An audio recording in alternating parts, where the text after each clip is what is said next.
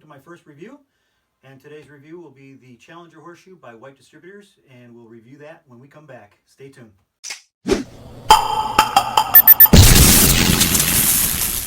Welcome back, and let's get into it. Like I said, the first shoe we're going to talk about today is the Challenger. Challenger was originally done by White Distributors. The Challenger was produced basically to compete against the Gordon Horseshoe, and it has a lot of similarities. First, let's just take a look at the overall design. The Challenger is a squared off horseshoe, and a good reason for that is you have more gripping room for flippers, and also the elimination of a ringer breaker gives you more versatility in where your hand can be anywhere along the grip of this shoe. On the opposite side, the toe cleat is very minimal. It is there though, and it's high enough where you can use it if you want to. What I do is I throw it cleat down, and one thing I like about this is the toe cleat is definitely minimal, and it doesn't get in my way if I choose not to use it. So that's a good, and it's very smooth and comes off my hand. It's not high and sharp like some other brands out there that we'll get future reviews on. So going back over here, this shoe is a dead soft shoe, and one good thing about the shoe being dead soft is all of my career that I've been using this, I do not need to carry a file with me. So I just take the other shoe, and if I have a burr, I'll just take the other shoe and knock the burr in, and it'll go flat. And sometimes I just rock it back and forth against it, and it just sort of flattens it. Nice thing about that is over the many years that I've shot with this type of shoe, with the dead soft rating, they don't change much over those years by constantly filing. When you're filing, you're actually taking metal off of the shoe. And if you are doing that 2 or 3 times a tournament or practice or whatever like that, you're constantly filing, you're changing the weight and the feel of the shoe. With dead soft, you pound the metal back in, it stays with the shoe. All the corners are rounded. You'll get some of the shoes out there that they come up to a 90-degree angle on some of these, and they're very hard. Leaving your hand constantly, you'll develop calluses, blisters over time. And this shoe, I've never had calluses from it. I definitely have it resting on a spot which would create a callus, and I've never gotten a callus from that point, just because it's so smooth and releases so nicely out of my hand. Okay. One thing, when you're releasing a shoe with rounded edges, it's less likely to grab or snag on your hand or fingers, so you'll have a better chance of it releasing consistently out of your hand. Another good thing about the Challenger being box shaped, you do have more of a gripping area for flippers, and also you'll have more of an area that's flat and straight for your turn shoe grip. Okay, a lot of guys take the shoe and they grip it along the edges like this, and that gives a lot of room. I got big hands, so that gives me a lot of room to spread my fingers out if I want to and get a different feel on the grip. And once again, it is rounded edges on the blade and releases very nicely out of my hand that way. One of the things that this box design gives you, or the squared off design gives you, like I said, it gives you the option to turn it nicely and flip it nicely, which makes it a great team shoe. So right out of the box, it's got a good versatility for that. And that's why specifically that we went with this shoe for our team, because 2 of us are sort of messing around with the turn grip and throwing in a turn shoe. And it's nice to have a shoe that at a moment's notice, I can do whatever I want with it. So that's very nice, and so can my teammates. If they ever decide to come in and start throwing a turn, they don't have to change shoes, don't have to look for anything other than what we got in our hand right now. So it's very nice. Another thing I like about this Challenger, it's just got so many great points to it, is the double-sided heel cleat. So whether you throw it with cleat down, or the toe cleat down or up, you're going to have the same sliding factor that toe cleat. Some of them have a higher toe cleat on one side and not the other. Some of them have, it varies. And I like this is, it's the exact same on both sides. So no matter how you throw it, and with 4 guys on our team, there's 4 different types of grips and throws. So this double-sided toe cleat works really well. I have 2 guys that actually use this toe cleat for their thumb, which gives them a smooth side on the bottom, and I flip it over, which also gives me the smooth side on the bottom for me. So it's completely a really versatile shoe, and I give it high numbers for that. So one of the things I'm going to show you a little bit later here is I have a stake here, and I'm going to show you the gripping power, and I'll call that the hooking power rating, or the HPR. And what I'll do is I'll actually put it on there, and I have a measuring tape, and we'll go ahead and measure how deep the hooks set into the stake, and we'll get a hooking power rating off of that measurement. Okay, something new, but if I'm going to be doing horseshoe reviews, I definitely want to differentiate how good the hooks are on every shoe. So the HPR, or the hooking power rating, will be determined in inches, and at the end they'll have a power rating with a high rank of 5, meaning good, and 0 will be bad. And I'll be determining that if there's an opening of 1.5 inches, I will take 1.5 points off of 5, and that'll give me a 3.5 hooking power rating, which would be, in my eyes, pretty good. Okay, and then the next thing I'm going to be talking about is a balance rating. Okay, basically I have a, let's call this just a balance beam, and I have predetermined the center of the shoe just by measuring from the table up to the top and divided by 2 and putting lines across, splitting the shoe in half. And then we're going to put this on the balance beam. I'm going to find its center point. That's not center point, but I'll find it in a minute. And what we'll do to find the Qukslvr balance rating, or the QBR, we're going to measure, there it is, balanced.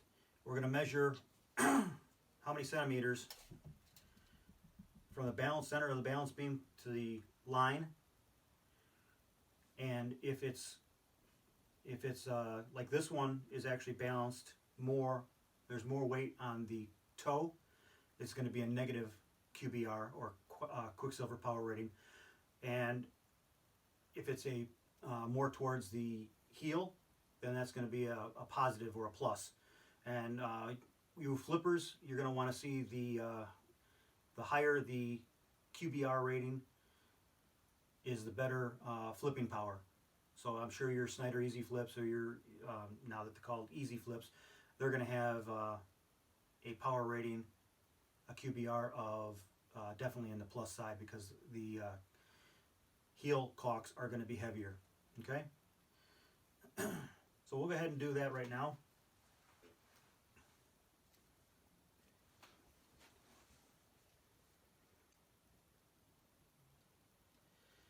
Measure this off of the 2.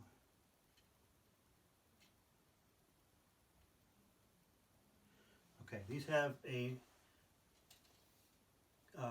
power rating, Qukslvr power rating of -5. So that means they're weighted towards the toe more than they are towards the heel cleats. And one reason I like about the way these are balanced is the toe cleats aren't heavy. It's almost like throwing a dart. The heavier part is towards the tip, and the dart seems to balance out or stop shaking as it's flying through the air. So when it hits the board, it's perpendicular to the board. And that's what's going to happen with these. No matter how, if you throw them high, they're going to come down at a certain angle. You throw them low, they're going to flatten out at an angle. What I do is, if I'm coming over a blocker shoe and I'm coming this way, I want to be able to even throw a low shoe, but throw it under rotated and have it come behind the stake like this, and that way it doesn't completely flip back. It sort of gets locked on there. And I feel I have more control of bringing these in under rotated, so they have a better grasping power around that back side of that leaner. A lot of times if you land the shoe like this on a leaner, it has a tendency to hit and knock off. So I definitely want to be able to control the shoe in the air.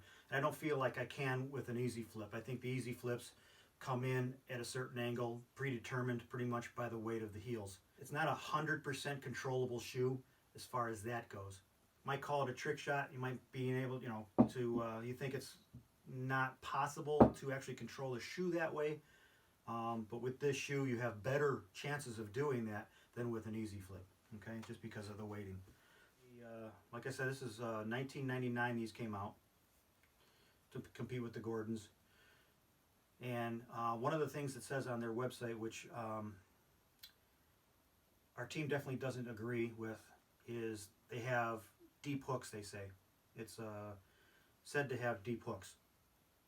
Now, this is a shoe that has been ground down to fit around the stake better. You see a picture up here. Okay. And this is a shoe that is not ground. This is the way it comes from the factory.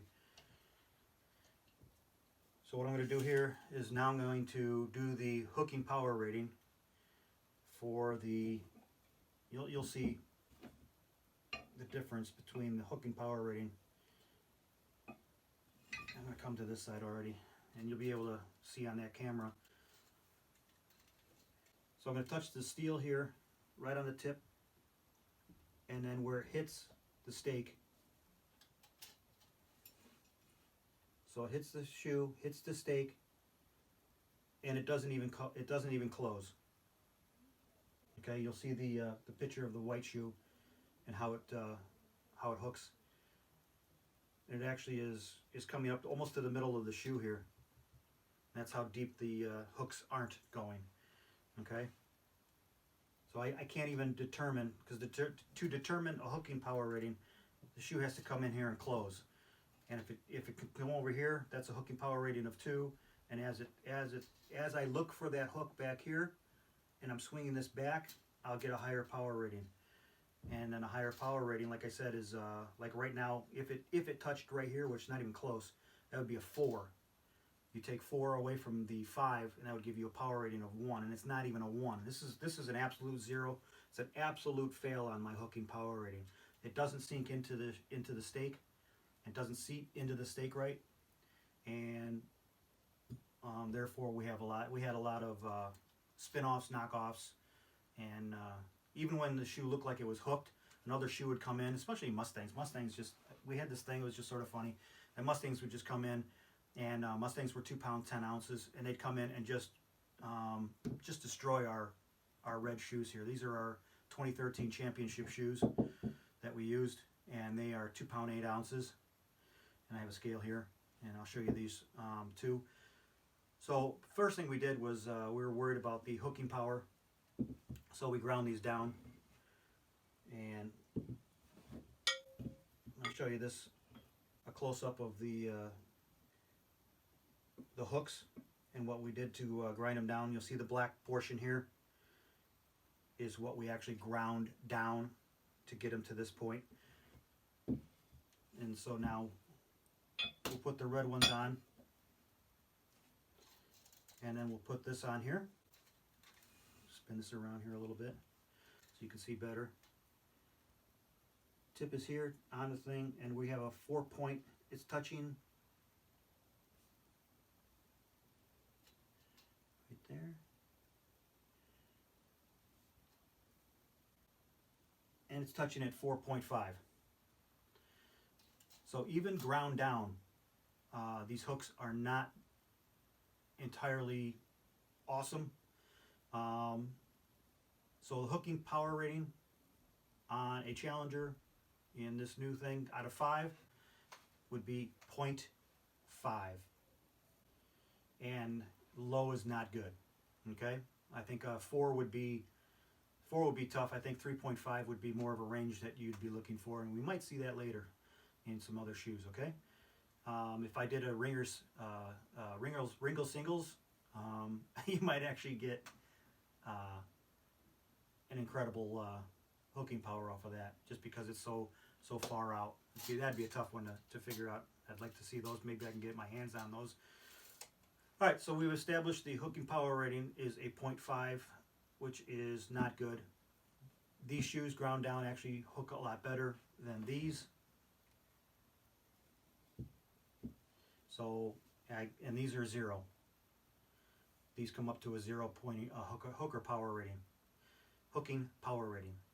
These are a 0. Definitely a beatable shoe, but for everything said and done, you can grip them nice, you can throw them nice. They feel comfortable in your hands. You have the double-sided heel caulk and then a non-intrusive toe caulk. So definitely got a lot of good points. And now I'm going to show you up here the red ones. Red ones come up to 2.8.